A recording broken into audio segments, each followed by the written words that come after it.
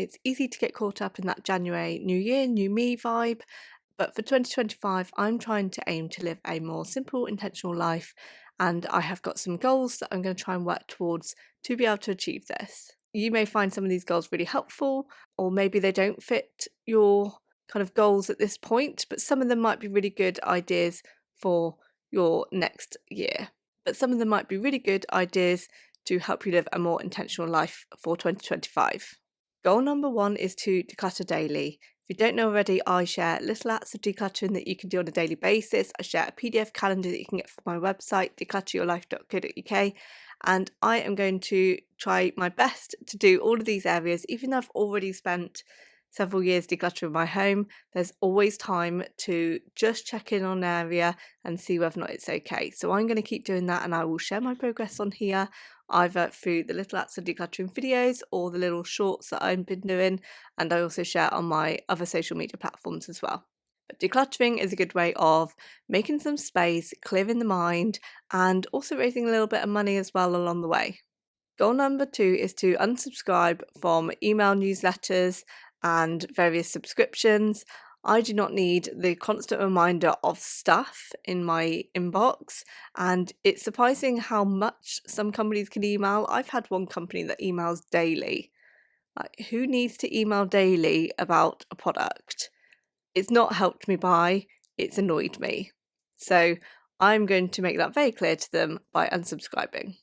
And along with this, I'm also going to unfollow anybody that is not matching my kind of aesthetics or my aspirations for the year. If they are always trying to sell me something, then there's somebody that's not going to be the best influence whilst I do a no buy and whilst I'm decluttering. So I'm going to unfollow and unsubscribe as much as possible. Goal number 3 is to keep a continuous box or bag in my wardrobe so that I can keep decluttering clothing, either to donate to a charity shop or to try and sell on Vinted. So the idea is that as I come across things, I put them in the bag, and then I know when the bag is full, I've got to do something about it. So that's my way of keeping on top of the clutter as it goes. Goal number 4, which I have already started with, I do like to start my New Year's resolutions a little bit early, is to practice gratitude and having that daily reminder. What 3 things am I grateful for? What has made me think differently today? What have I learnt today? And just taking a moment to reflect on what I have rather than what I don't have. I think that's the problem, isn't it, with social media? We're always focusing on the things that we don't have and that we want, rather than on the things that we already have. So I'm going to take more time for gratitude and to be thankful this year. Goal number 5 is to buy secondhand, and this is definitely something that I've been working hard on the last year, and I feel like I can keep going with this one, and it will be a good reminder of the idea that things don't have to be brand new, they can be secondhand. Sometimes things are being sold new but secondhand because they've still got tags on or they've never been used, and why not buy something like that, or find a way of giving something a new lease of life in a different place. So I'm keen to donate to others, and I'm keen to get secondhand items from others as well. So hopefully it means that we're reducing the amount of waste that we have. Goal number 5 is to read more, and this is going to be audiobooks, physical books, ebooks, and it's going to be podcasts, a combination of all, because I find that knowledge is power, and the more I read, the more I feel like I have a better scope of things that can happen in the world and my concepts, and being more open-minded. So it's a good way of me thinking outside of the box, and it gets me more creative, because at some point I would like to write a book myself, and the more I read, the more I understand the structure of books and how best I would be able to plan my own book. And to be able to read more, that's why I've gone to audiobooks, because sometimes I find it really tiring just reading. So for me, audiobooks is a great way of being able to take in a book. It does take me longer to get into a book, to be able to picture it like I normally do, because I'm a visual reader. As I read, I kind of imagine it in my head, and audiobooks, it did take longer to get there, but it did work. I've just read a book via audiobook, and it has helped me to be able to read more, but without having to physically be fatigued from reading because of the chronic fatigue. It does make it harder to read lots, and especially at night I can't concentrate on the pages because it's too dark or the lighting's not right. And I'm also going to try and listen to audiobooks and podcasts in the car instead of the radio, and that will help get my reading up as well.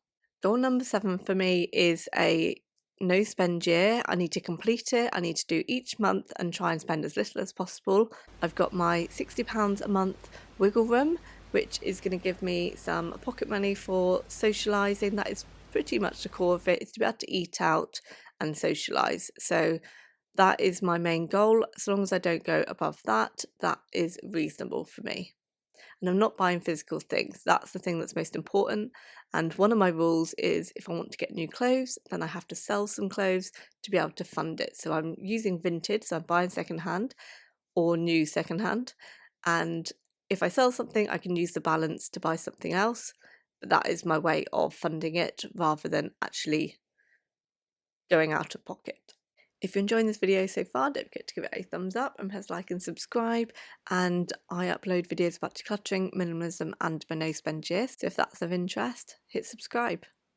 Rule number 8 is to have a one in, one out policy. So if I bring something new into my home, which is kind of why the clothing rule works. So with that one in, one out policy, I need to make sure that if I'm bringing something new into my home, I am thinking about something that can be removed so that I'm not adding to the number of items within. So that's going to help me live a more simple life and more intentional life because I'm thinking about what I'm bringing into my space. Goal number 9 is to connect with nature more. So I want to do more walks, getting out, visiting places, just getting more fresh air, even if it's going around the block and just listening to the birds and just getting that air. I just need to be out more. I know that I feel better for it. So, and I do it more in the summer, which is hard to do in the winter, but that is something that I need to focus on. And just give me that moment to be able to switch off from any technology and just disconnect and just be in the moment. Goal number 10 is to create a slow morning routine and try and stick to it. So I struggle in the mornings. I'm not a morning person. I am a night owl through and through. And one thing I need to do is to be able to give myself a gentle wake up time. I do struggle with the 6 o'clock starts, knowing that I need to leave within an hour. But if I don't get up at 6, I find it really difficult to be able to be awake and be ready for the day if I haven't had a good hour to kind of gently wake up. So I always turn the light on for a little bit before I get out of bed to give my eyes time to adjust, especially in the winter nights and the winter mornings because it's so dark.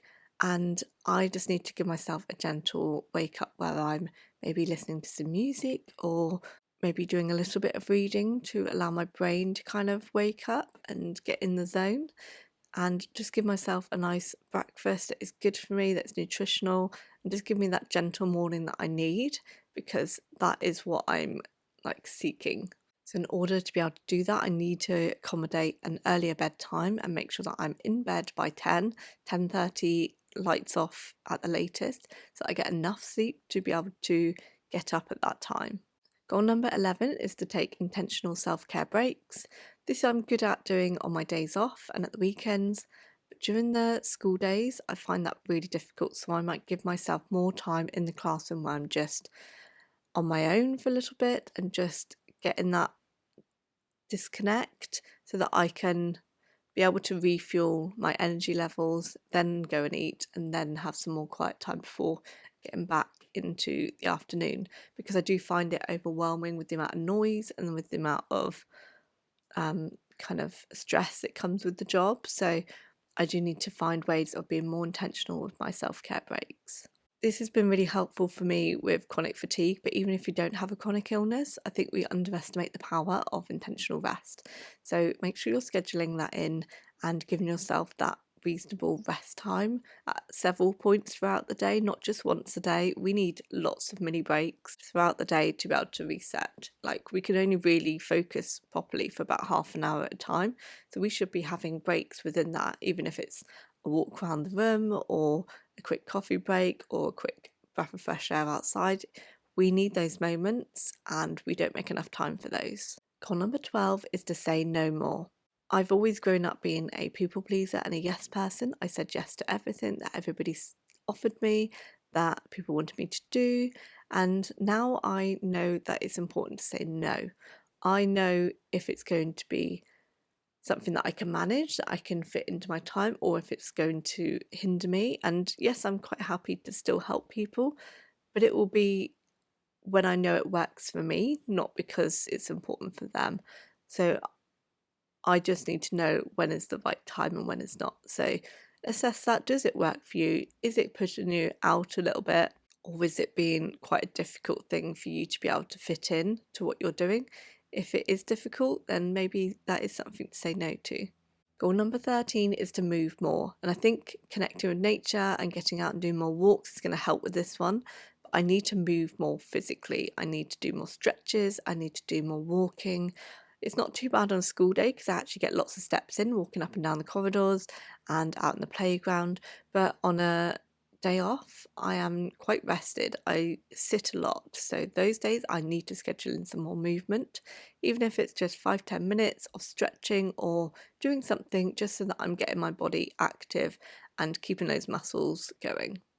And as far as sports concerned, I might try and do a little bit more badminton. And I have been doing line dancing, which is a little bit more movement as well. Not heavy movement, it's not a heavy exercise, but it still gives me movement and it's a bit of fun at the same time. Goal number 14 is to get more sleep. And I definitely need more sleep in the winter, more than I thought. This year I've really noticed it, that I've needed like probably a good 9 hours sleep rather than the 7 that I would normally have in summer. I just seem to function better in the summer than I do in the winter. I think the light makes a huge difference. So I need to rest more. So that means earlier bedtimes to accommodate for the early rises so that I'm getting enough sleep and not feeling fatigued from lack of sleep. Goal number 15 is to drink more water. And I really struggle with this one. I take water bottles to school and I just don't drink. But I'll drink tea. I drink more when I'm at home because I just find the flow is better, but I still don't drink enough water. I'd probably drink a glass in the morning, a glass at night, but not enough through the day. So my goal is more water because obviously it's important to have the water for your cell growth and your general well-being. So that's on my list. Goal number 16 is to volunteer more. I find it so rewarding to volunteer, so I highly recommend having this as a goal. I volunteer at Junior Park Run, I volunteer at Badminton Club, a junior badminton club. I just find it so much fun and it's just a great opportunity to meet new people, get interactive, communicate and build a community. And there's kind of no pressure that comes with that as well when you're volunteering. It just feels like it's fun. So find something that interests you and see if there's a way that you can volunteer around that. And that would be a good way to help out in your community. Number 17 is to be body positive. I think I'm always quite critical of myself when I get dressed, and I tend to go for the same kind of thing. It's a jumper and jeans usually, and that is my winter wardrobe, and it just gets boring. I'm not positive enough about my body to think, well, it doesn't matter what I wear. I can wear more like interesting things. I've started branching out with some different jumpers and things like that in the hope that actually that inspires me to feel better about myself. Like, I don't need to hide behind jumpers. Not that I'm hiding, but I just feel like I'm not celebrating kind of the things that I like and dressing the way that I want to because I'm worried about what people might think sometimes. So I'm going to be more body positive. Goal number 18 is a little bit different for me. It's to decorate with family history. So I feel like my environment is really powerful, and whereas growing up I remember seeing lots of portraits or lots of pictures, sorry, of like other family members, different aunts and uncles and things like that, and grandparents, and they all used to be on the walls and stuff, and I just don't have that at the minute. So I'm going to go through photos and see which ones I want to put up and make like a bit more of a area where I'm celebrating different photos from different people in my life, because I just would like to decorate and be able to look at them and remember them a bit more, and I just think that would be more interesting as a decor and it would just make me feel more connected. And one particular thing that inspired me was written by author Dan Buchner. I think he's the one that's done the Blue Zones of Happiness. And he says that in happy and long lived cultures, people often display items from their family's past. We find that in happier cultures around the world, folks feel like part of a continuum. So hang your grandparents' wedding portrait or put meaningful memorabilia on shelves. That's missing, I feel, a lot in modern homes, is that nostalgia and that memory, and that kind of gives you those happy moments. It helps you to relive things. So I want to do more of that. Goal number 19 is to upcycle my wardrobe. So for some items, I may just sell them, and some items I'm going to see if I can alter them or add bits to them or change the shape so that it's more complementary and it's just more fun. And so I'm not wasting anything. I'm using what I already have and I'm just reinventing. I want that creativity. I want that spark. I want that difference. I don't like wearing the same as everybody else. I like to be different, and that's a way to do it. Goal number 20 is to play upbeat music. I don't play music enough. I listen to it in the car, and obviously I'm on about switching to audiobooks in the car or podcasts. But I do like listening to music and singing along, so I'm going to structure that into my day a little bit more, where I have like 5-10 minutes of listening to a couple of fun songs and just kind of boosting my mood, because it does make me feel good when I listen to that upbeat music. Goal number 21 is to give yourself more compliments. Speaking positively about yourself has a huge difference in how you feel, how you project yourself, and how you feel towards others. Like if you're complimenting yourself more, you're going to notice more complimentary things about others, and it just means that you're looking at things in more of a positive light. So the more compliments, the better. And I'm also that awkward person that doesn't know how to accept compliments. So I need to teach myself how to be okay with somebody complimenting me. I always come back with something negative or dismissive. So actually, I'm going to learn to compliment myself to help me get used to it so that I can better accept and acknowledge compliments from others. Goal number 22 is to have mobile free time. Switching off and disconnecting is something that I struggle with, and I need to do more of that. I need to know when it's time to put it away and just do something different and switch off, and when it's okay. So I need to find more structured times within my day to do that. Goal number 23 is that kindness is the cure to stress.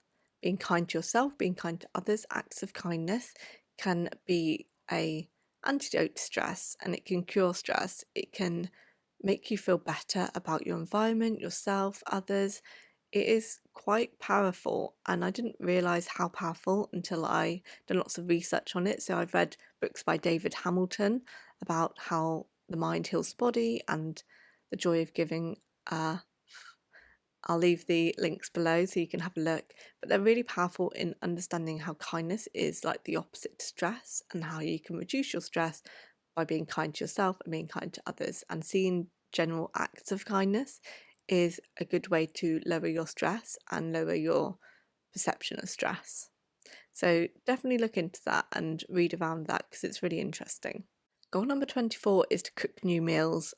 I'm trying to eat better. I'm trying to eat more plant-based as much as possible, but I need to get more creative with my meals. I need more lentils, I need more beans and pulses and more spices in my diet. So I'm going to get better at cooking by trying some new meals. Maybe a new meal every week might be a good way to slowly try out different things and add things to my repertoire. And goal number 25 is to pay it forward. If somebody does something kind for me, I'm going to find a way of doing something kind for somebody else so that I'm paying that act of kindness forward. So, for example, somebody bought me a coffee out the other day, and when I met up with somebody else after that, I then bought them a cup of coffee because it's just nice to be able to pay that kind gesture forward. So that's something that I want to do more of as well. So there are 25 goals for 2025 that I'm going to try and work towards, and maybe they might inspire you to try out and maybe inspire you to live a more simple and intentional life. Let me know if you've got your own goals in the comments below, and we can help each other out achieving those. I shall be back for more videos soon about decluttering, minimalism and my no spend year. Take care. Bye.